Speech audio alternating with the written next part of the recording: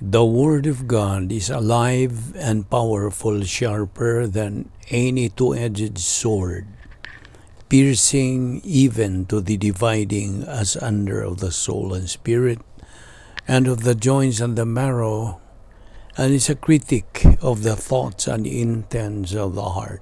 All Scripture is God-breathed, and is profitable for doctrine, for reproof, for correction, for instruction in righteousness, that the man of God might be mature, thoroughly furnished unto all good works.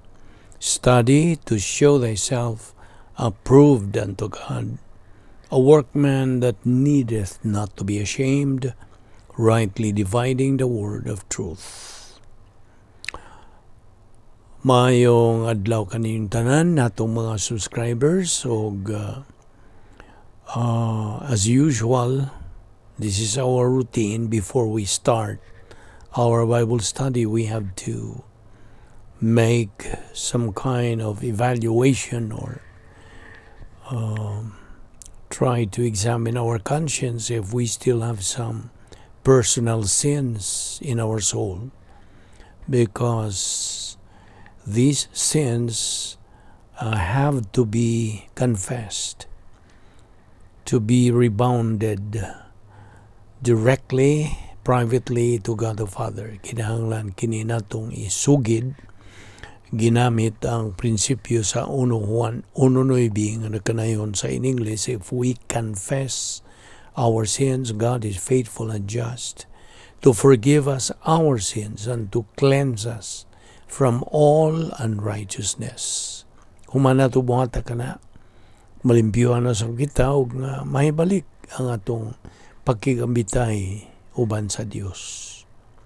O God, the Holy Spirit takes over to control our soul so He can teach the truth. Apanalang kanimo dili pa magtotoo, wala pa'y Kristo sa imong kinabuhi. Ang imong tulumanon, dili ang pagsugit sa mga sala, kundi dili ang imong paggamit niya ng imong kabubuton, your free will that God has given you, ipagamit ka na sa Diyos kanimo aron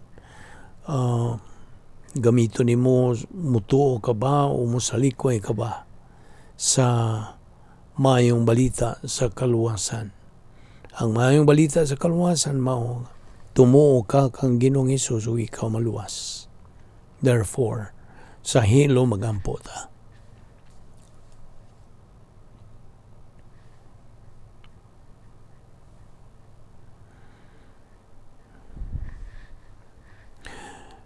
Amahan namong langit no, nagapasalamat kami kanimo nining lain o sa mga higayon, grasya nga among pahimusla ng imong pagsangkap sa among tagsa-tagsa kakalag ingon nga imong mga anak, imong pakanon sa imong mga pulong, imong kamaturan.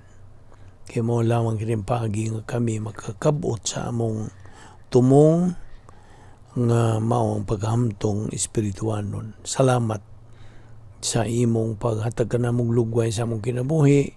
Until now we are still alive, all because of your grace.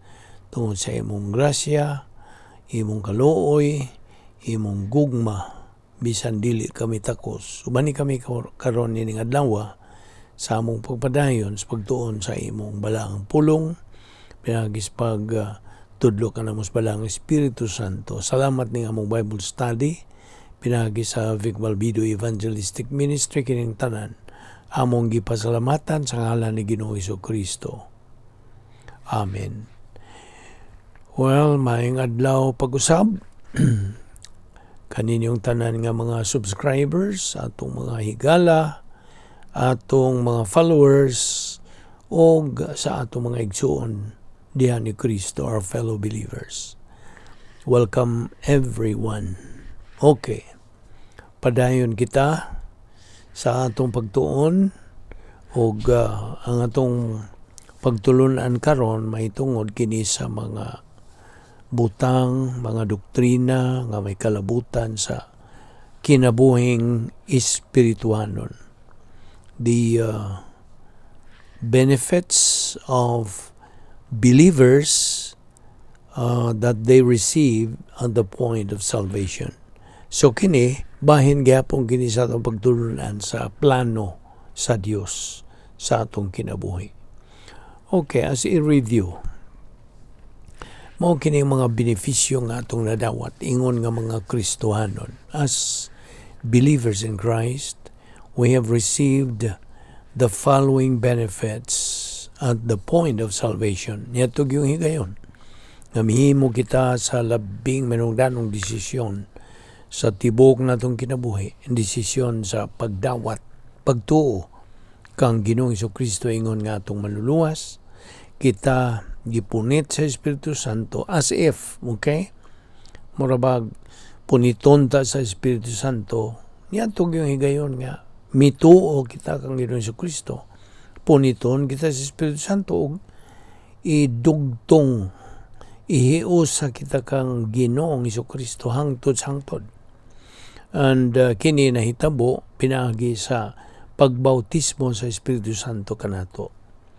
Unya nadawat nato ang kapatan ka mga butang irrevocable, dili na mapakwe. Unya kita na matarong, kita gihatagan sa gisuluban sa hingpit ng pagkamatarong sa Dios. We have been imputed plus R, perfect righteousness of God. Kung tanaw ang Diyos kanato, dili na ta mga hinukman, kung dili kita na matarong na. Gawas pa ni kita gisuluban na, gihatagan na sa kinabuhing wala na katapusan.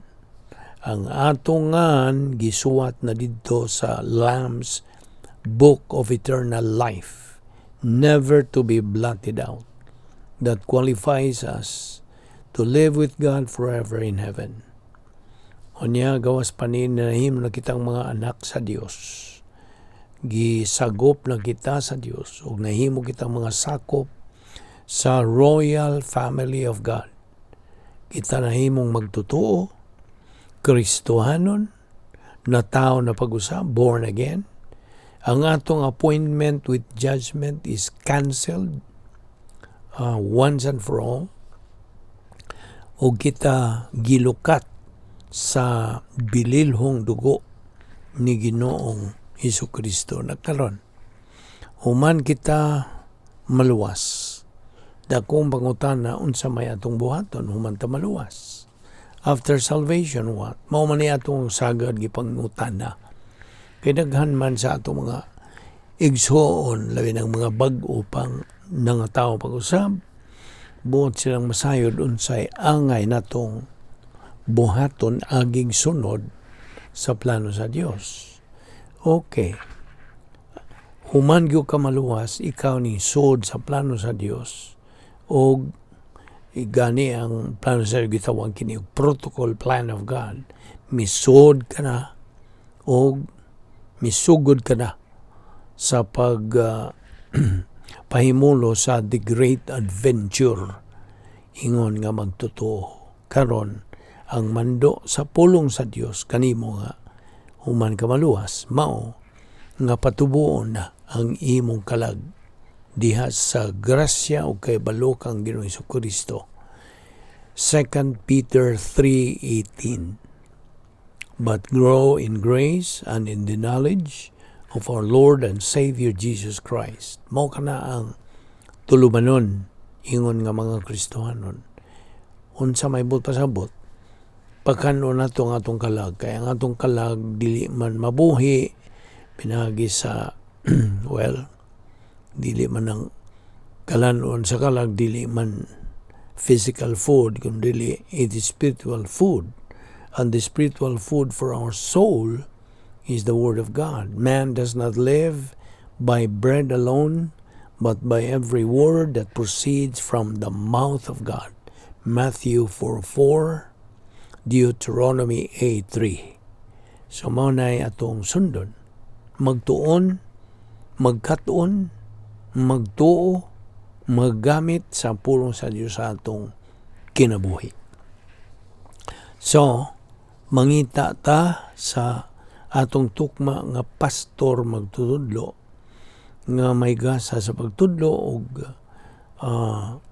nagatuon gyud sa pulong sa Dios gikan sa iyang original nga pulong o nga nagmakugihon gayon sa pagtuman sa iyang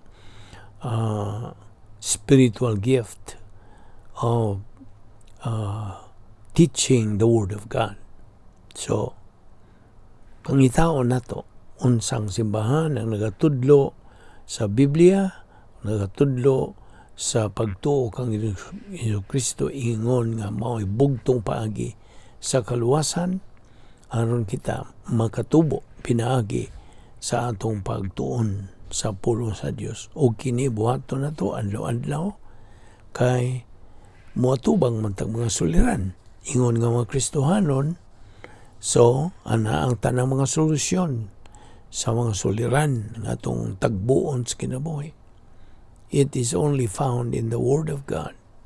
So, ang Diyos buot nga kitang mga magtotoo mahimong mga mananaog. Okay? God wants believers to be winners in life and in the life hereafter. Okay? Nga magmadinaugon kita dinhin ining kalibutan nga gidumala ni Satanas. Mao na nagunang kaaway sa Dios, kaaway natong mga magtotoo o na may gubat na nga atong giatubang. We are facing 3 major enemies ingon nga mga magtotoo: the world, the devil, the flesh. Dili ta makadaog nini mga espirituhanon tong kaaway kun wa tay espirituhanong hinagiban. We need God's armor, tanan nga hinagiban, taming, o unsay atong magamit, batok, nining atong mga espirituhan ng kaaway. So, like I said, God wants all believers kung mahimo. Apan, di man po mahimo laging tanan, kaya na may kabubuton ang tao. Bisan kitang mga magtotoo, giyatagan man kita sa Dios sa kabubuton. Buot matang mahimo mananaog o bildiro. You see? So mo na nga, because God wants us to become winners, we have to reside sa plano sa Dios. O the other name for the protocol plan of God is the operational divine sphere. Nga dunay 8 ka mga ganghaan kini. So mupuyo kita diha, mo ni mando sa Dios nga we have to reside in this protocol plan of God, where there is God's power, stability, peace, joy na diha. Okay? So kung nata magpuyo diha kanunay, natay puruhan nga kita mahimong mga mananaog. Unsa pa? Nga gikinahanglan ang atong makanunayon, malahutayon nga pagtuon sa pulong sa Dios. Aron mutuhop ang pulong sa Dios mahimong bahin sa atong kalag. O niya,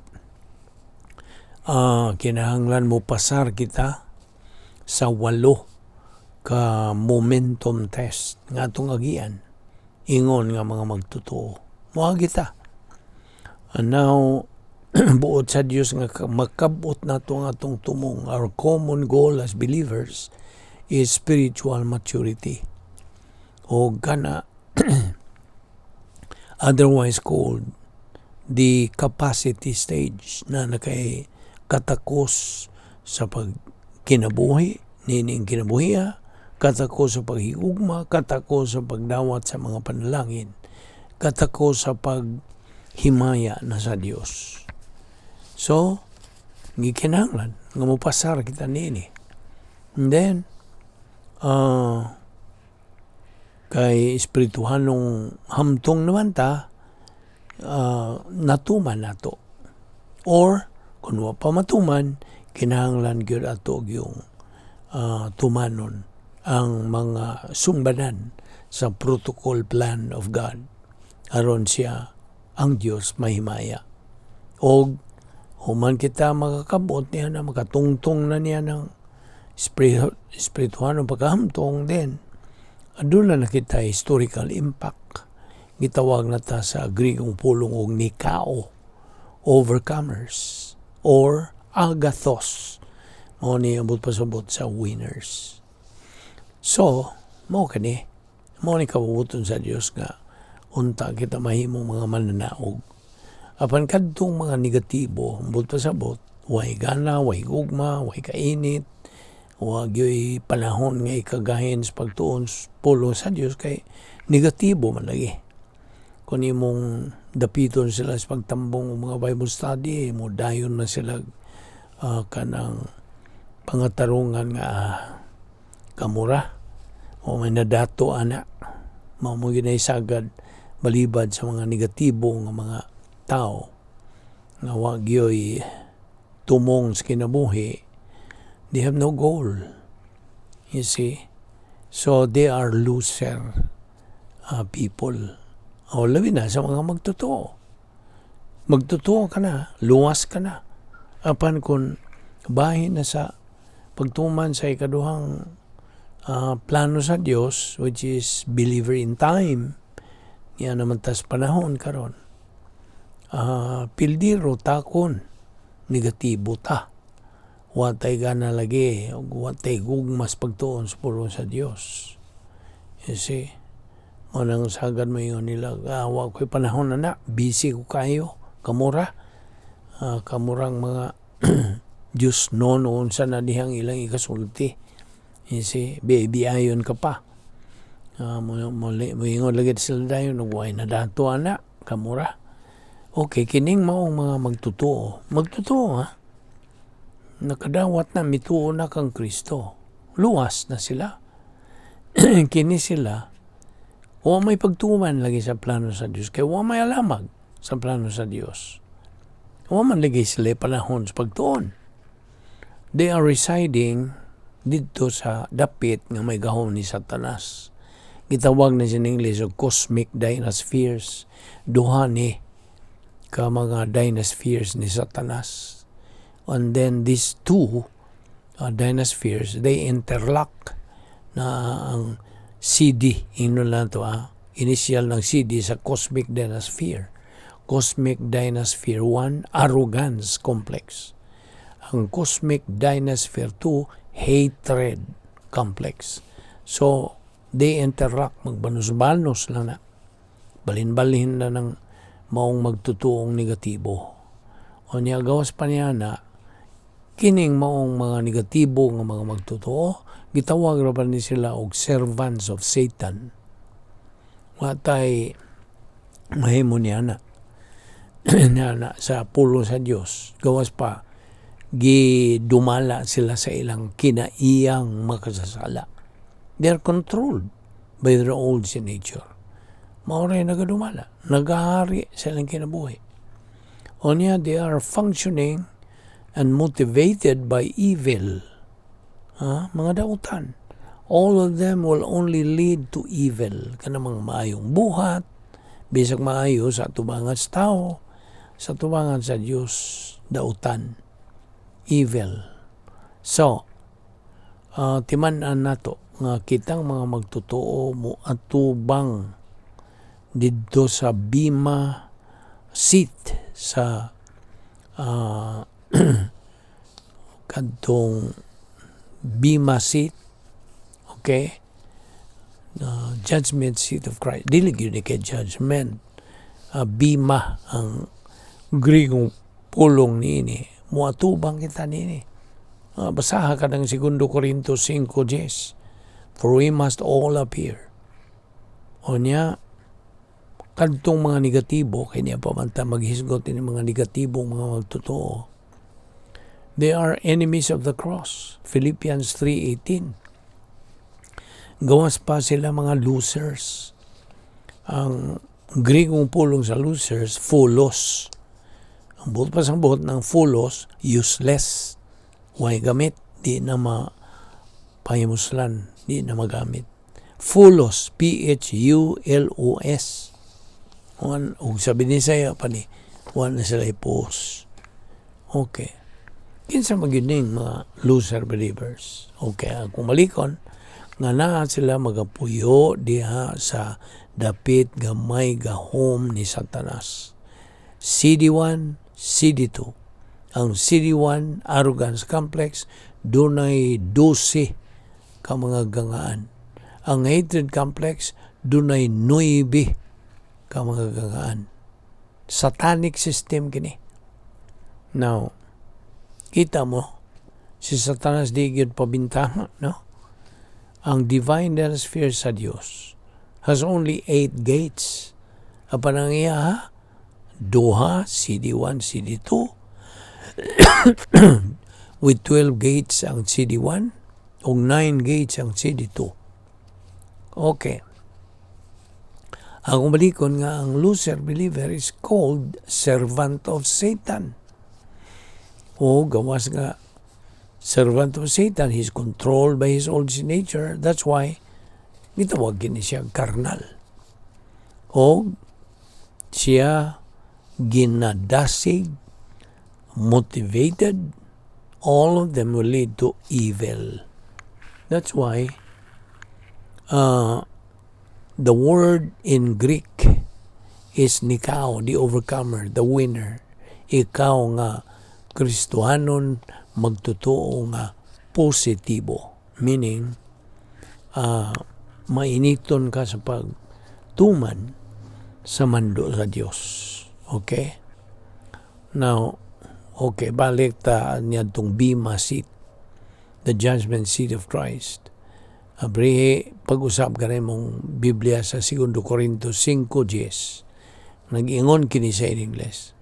For we must all appear before the judgment seat of Christ, that everyone may receive the things done in his body according to that he hath done, whether it be good or bad. Kining judgment seat of Christ is otherwise called Bema seat.